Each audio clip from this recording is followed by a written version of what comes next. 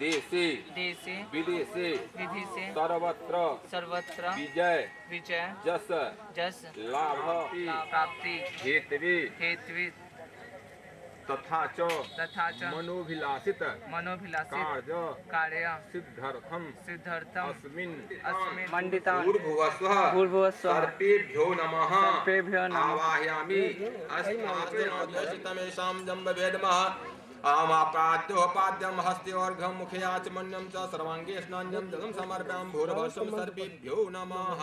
फिर पंचामृतलिया हम पयोदधिगतं च मधु च सर्गायितं पंचामृतं मया दत्तं स्नानं प्रतिगतं एतानि पंचामृत स्नानं भूर्भुवस्वं सर्पेभ्यो नमः।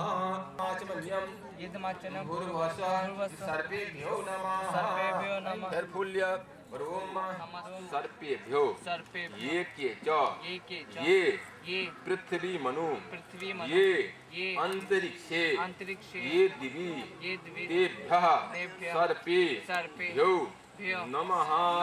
अर्घम ये भूता भूमि संस्थिता ये भूता विघ्नकर्तारस्ते नश्यन्तु